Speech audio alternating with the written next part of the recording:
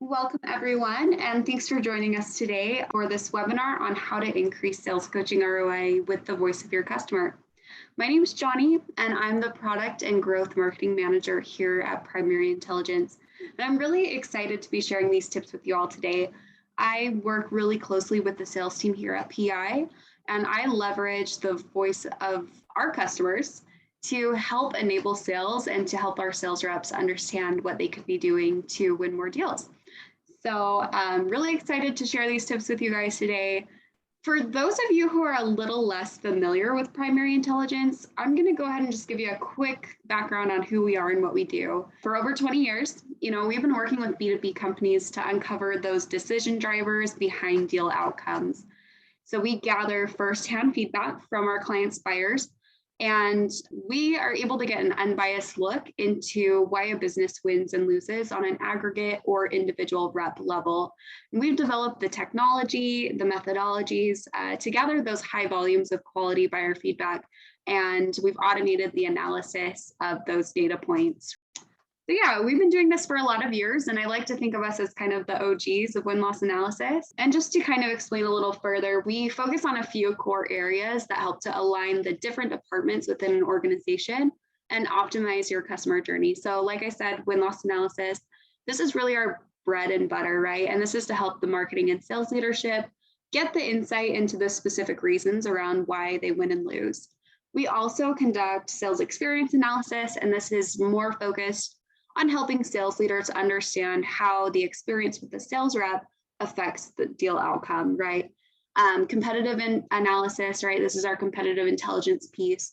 It's to help organizations uncover their competitive edge and really help reps speak more confidently to competitive claims and win more competitive deals.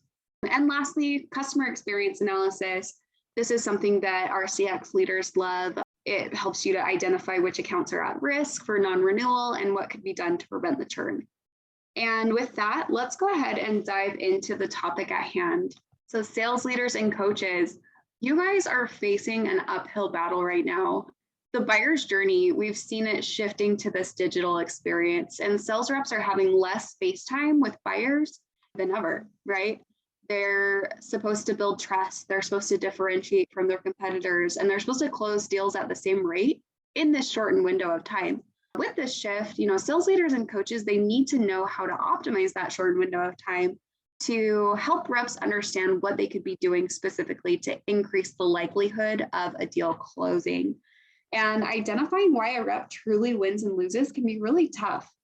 In a recent study, buyers said that 36% of losing vendors could have won the deal by making a change during the evaluation process. Most often, those buyers describe missteps in the sales experience as the reason for lost business, even above price or product features. But this is not what you'll hear when you ask a sales rep, right? Even according to a study by Gartner, we found that sellers are often going to blame their losses on pricing and feature issues, or they'll claim it as an accident.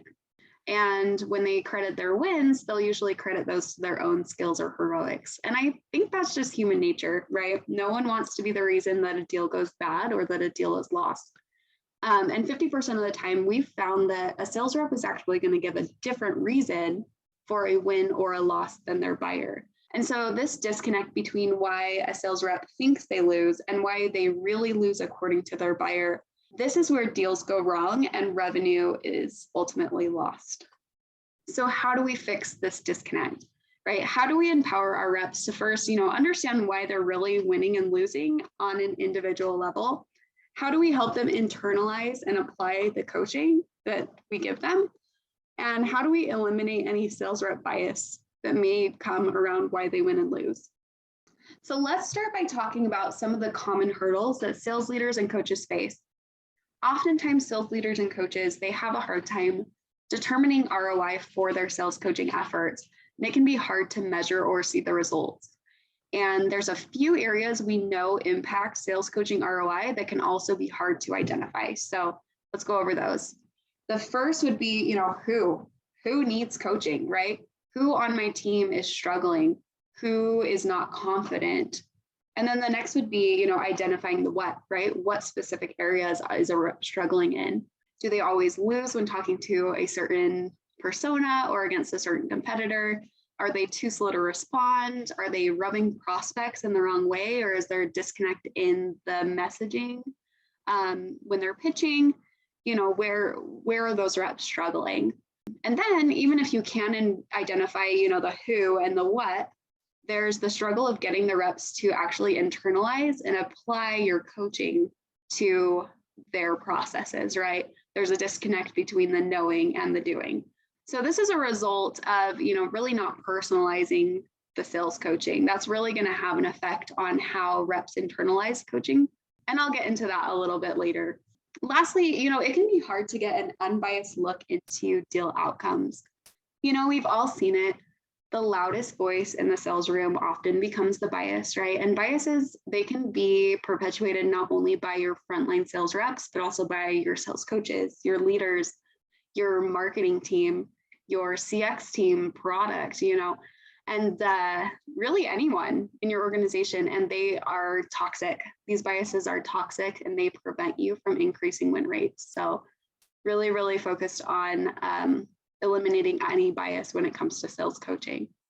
Let's talk about the voice of your buyer, the voice of your customer, and how you can use that to improve sales coaching ROI.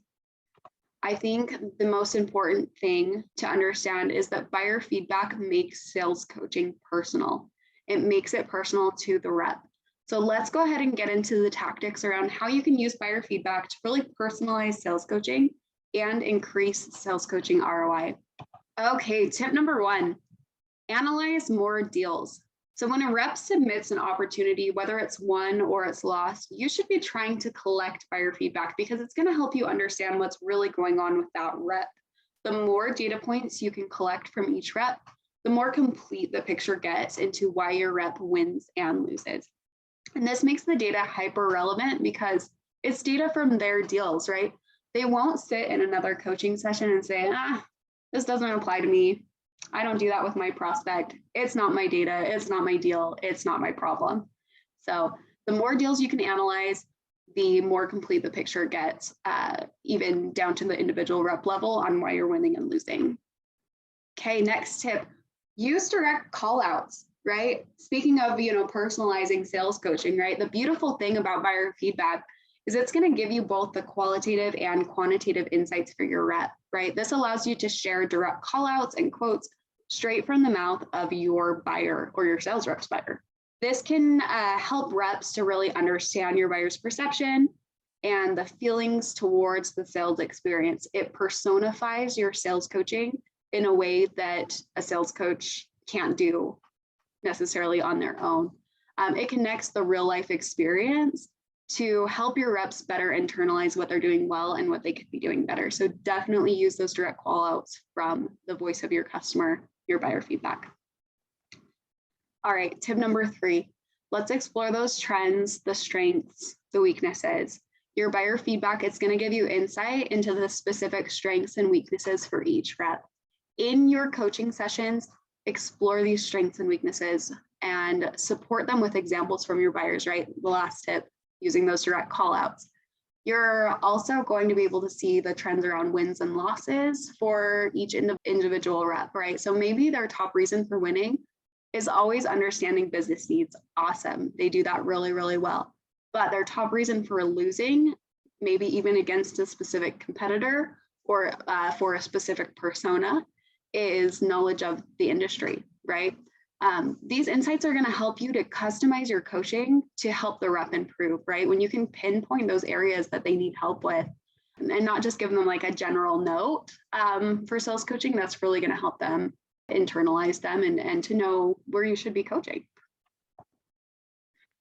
Tip number 4, look at those sales experience insights, right? So remember at the beginning of the webinar, we talked about that disconnect between why sales reps think they lose and why they lose according to their buyers.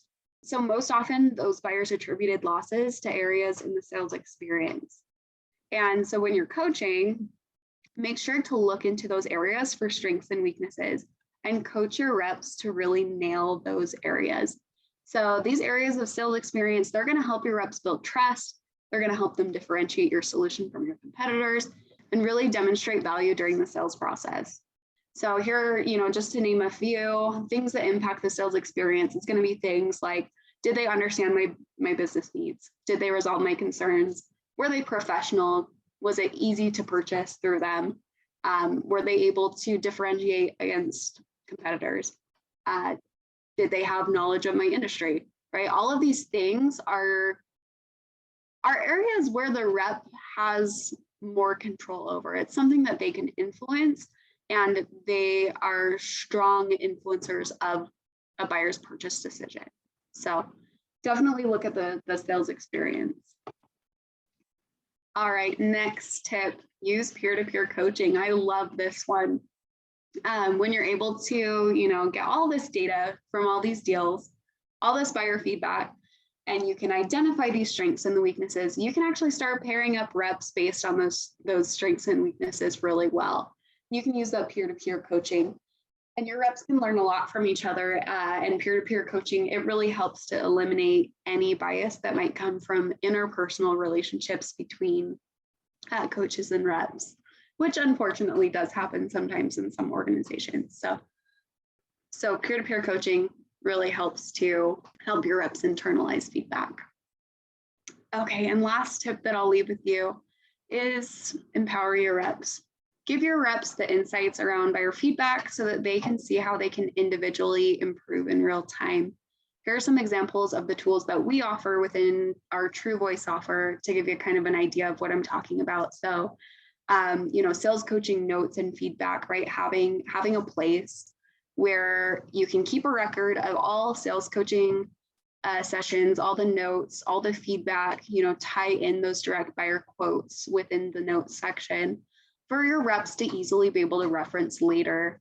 And it just, like I said, it keeps a record of every area that, you've talked to your rep about. You're also able to give your reps access to responses and interview transcripts and even recordings. They're able to see word for word responses or hear the sentiment behind the responses from their buyers to get more details around why they win and lose. There's also individual rep win-loss dashboards to give reps kind of like a really quick view of the top reasons why they win and the top reasons why they lose according to their buyer, right? That eliminates any of that question. Battle cards and competitive intelligence. Most sales organizations have some form of battle cards. We do offer them specifically that are powered by the voice of your buyer. And it collects that competitive intelligence and presents it in a digestible way. So your reps can speak more confidently to competitive claims when they're on a call with a customer. The last I'll leave with you is winnable deal dashboards to show reps what deals could have been won, right? If they had changed something during the buying process, if something had been different in the sales experience, right? Could they have won the deal? And then that way they can apply it to future calls and future opportunities. So yeah, these are just some of the tools that you can use to empower reps and really help to personalize that sales coaching. And when you do personalize the sales coaching and sales training, it becomes invaluable to your reps and to your business. In companies that personalize their sales coaching, they see higher win rates, right? Increased rep confidence, more accurate sales forecasts. And overall, it really helps to create a culture of winning, right? You're going to have that improved job satisfaction for reps, less turnover. I mean, the reality is when a rep is winning, things are good, And as sales leaders and sales coaches, that's what we're trying to help them get to. When you win as an individual, you win as an organization. And I just wanted to share a quick success story about one of our clients who used the voice of their customer to personalize sales coaching in a way that actually helped them reverse deal outcomes. Essentially what had happened is after weeks of this rep reaching out to their client, they never heard back, right? And they closed the deal as a no decision as sometimes happens. An automated buyer feedback survey was sent to the buyer when that deal was closed in their CRM.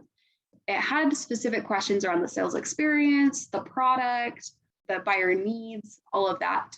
The buyer completed the survey, right? He hadn't responded to the sales rep, but he did complete the survey. And the seller had been disqualified due to a lack of a certain service that the buyer needed.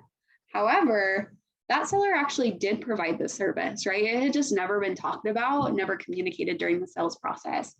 So based on this buyer feedback, the sales coach got with the sales rep and they put together a plan to essentially repitch the service to them in the best way possible, right? They really focused in on this. And so the sales rep was able to go back to the buyer and ultimately win the business. Had they not received that buyer feedback and then made it applicable through really personalized sales coaching, that deal may have stayed as a no decision. They might have never have known why that buyer just completely ghosted them. So definitely worth leveraging the voice of your customer within your sales coaching efforts. So we've talked a lot about how you can leverage the voice of your customer to personalize sales coaching, how that is going to help you increase sales coaching ROI by knowing, who, what, when, where to coach. And so I wanted to leave you with one final thing. If this is something that you found valuable and you want to start getting some sales coaching intelligence powered by the voice of your buyer, I'll go ahead and set you up with 60 days of TruVoice, absolutely free, no commitment to continue if you don't find it valuable, but I'm confident you will. Go ahead and visit us at www.primary-intel.com/trial. There you can go ahead and sign up for your 60-day free trial and start receiving insights powered by the voice of your buyer. So anyways, it was great speaking with you all today. I hope you found some of these tips really valuable to help you increase that sales coaching ROI. And remember that no deal is out of reach. We will see you next time. Thanks, everyone.